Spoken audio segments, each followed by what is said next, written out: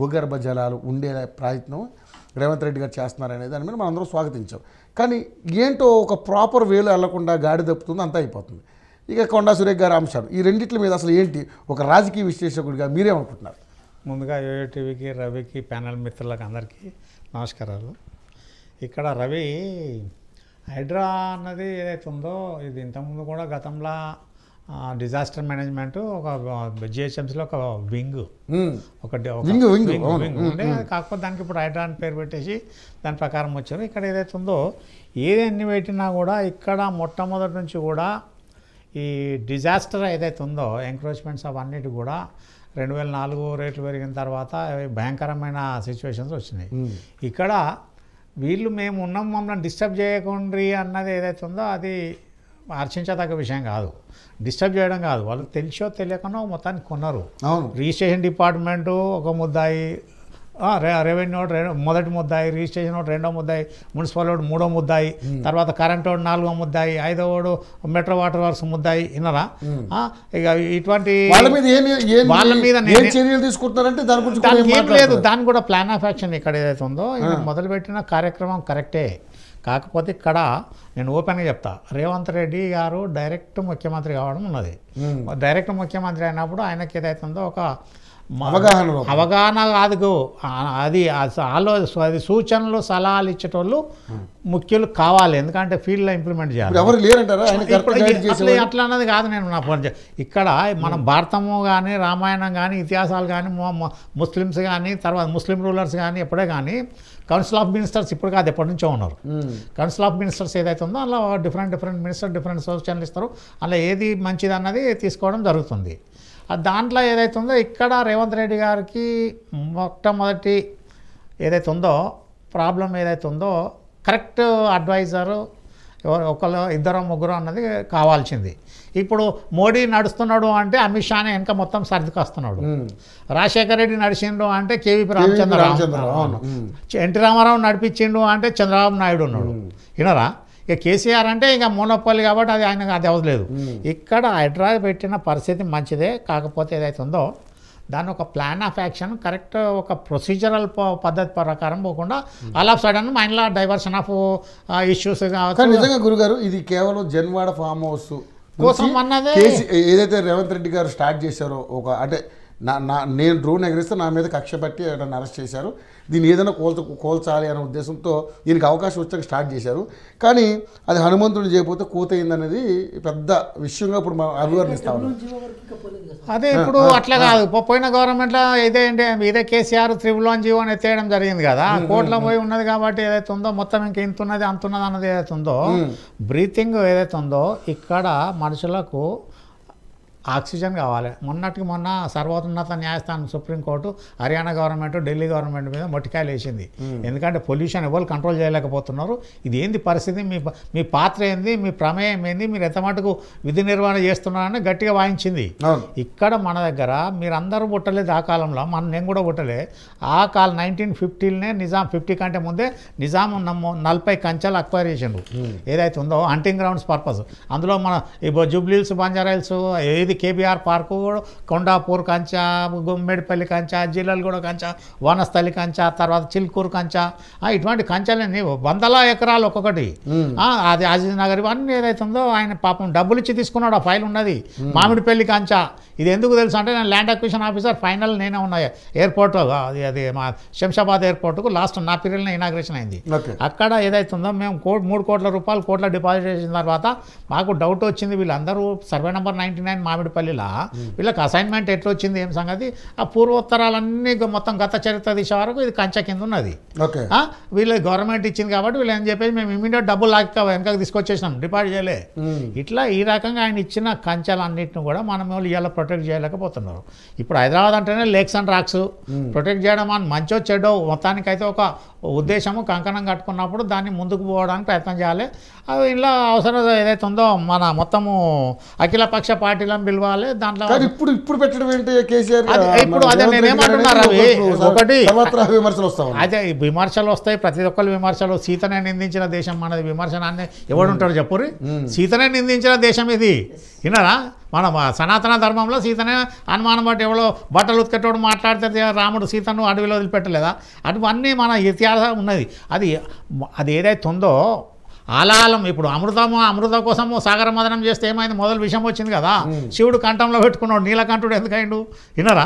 ఏదో ఒకటి ఉంటుంది. కాకపోతే ఇక్కడ ఈయన చేసిన కార్యక్రమాన్ని కొనేలదీయాలంటే ఇక్కడ ఏంటంటే ప్లాన్ ఆఫ్ యాక్షన్ కరెక్ట్ లేదు.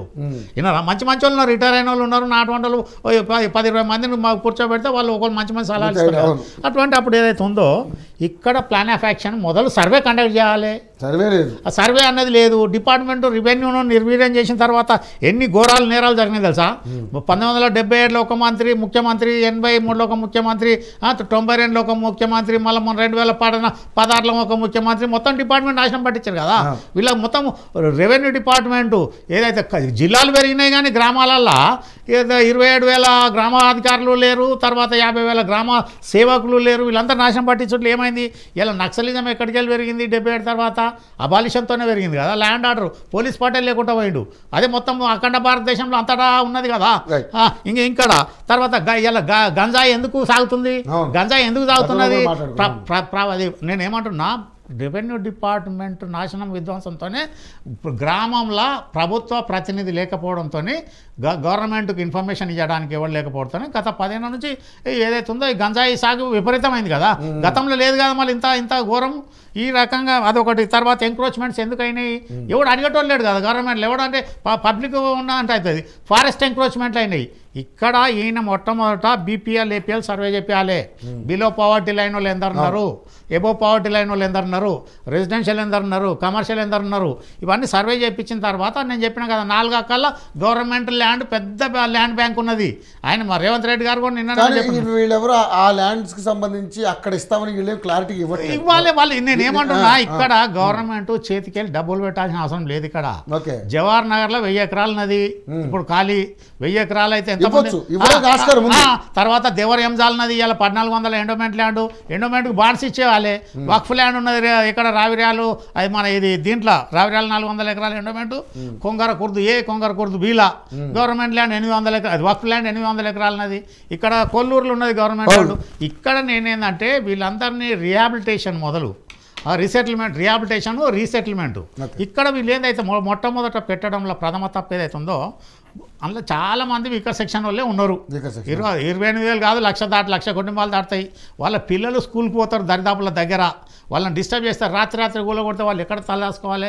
షెల్టర్ ఎవరు? కనీసం బట్టలు తీసుకోలేదు, బోకెలు తీసుకోలేదు, వంటగతిన పాత్రలు తీసుకోలేదు, వంట సామాన్ తీసుకోలేదు, బియ్యం కాడికెళ్ళి అన్ని కాడికెళ్ళి పోయినాయి కదా. అది చాలా పెద్ద తప్పు. అది ఎంత పెద్ద ఇది ఉన్నది. ఆ రకంగా ఇది నేను చెప్తాను. మూసీ రివర్ ఫ్రంట్ ఏదైతే ఉందో అనంతగిరి హిల్స్ కాడ మొదలు పెడితే కృష్ణా బేసిన్లో కలిసేదాకా ఉన్నది మిరాలు కూడా. ఇది ఎంత పొడవు ఉన్న దాని మీద మూసీ రివర్ను ఎంక్రోచ్మెంట్ ఎప్పుడైంది? బీఆర్ఎస్ గవర్నమెంట్ వచ్చినాకనే. గత 10 ఏళ్లల్లా వీళ్ళు ఒక పర్టికులర్గా మైనార్టీస్ వాళ్ళు కానీ మొత్తం ఎంక్రోచ్మెంట్స్ వచ్చినాయి. ప్రతిసారి అందరూ అదే అంటున్నారు. బీఆర్ఎస్ పార్టీ ఉన్న 10 ఏళ్లలోనే నేను చెప్తా రవి, ఇక్కడ నేను ఏం అంటాను మీకు సాక్ష్యాధారాలు చూపెడతా. కరెంట్ కనెక్షన్లు ఎప్పుడు ఇచ్చిర్రు, ఏ సంవత్సరంలో ఉన్నది, నీ ఆన్లైన్ డేటా దియ్యు.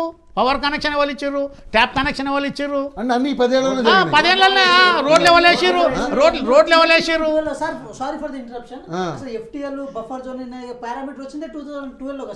ఎఫ్టీఎల్ అంతకుముందే ఉంది. ఎఫ్టీఎల్ మొట్టమొదటికి వెళ్ళినది. ఎఫ్టీఎల్ అనేది ఫుల్ టైం అట్లాగా. బఫర్ జోన్ అనేది మాస్టర్ ప్లాన్ 75 మాస్టర్ ప్లాన్ ఉంది, 80 మాస్టర్ ప్లాన్. నేనేమంటున్నా రవి, వీళ్ళు నేనేదో నిరాధారమైన ఆరోపణ చేస్తలేను. సాక్ష్యాధారాలతో యుక్తంగా మీ కరెంట్ రికార్డు తీయరి, వాటర్ కనెక్షన్ తీయరి, రోడ్లు వేసిన బిల్లు, అది బిల్స్ పేమెంట్ ఉండదు కదా, టెండర్స్ 10 ఏళ్లలోనే జరిగినాయి. 9.5 ఏళ్ళు, 10 ఏళ్ళు కూడా కాదు, 9 ఏళ్ళలో జరిగింది. దీనికి ఎందుకంటే ఒక అది పోనీ అది అన్నప్పుడు రోడ్ వేసేటప్పుడు బుద్ధి జ్ఞానం అధికారులకు ఉండాలి. ఎవడు అది వాడు రోడ్డు శాంక్షన్ చేసేటప్పుడు ఎస్టిమేషన్ పెట్టిన కుక్కల కొడుకొని వాడిని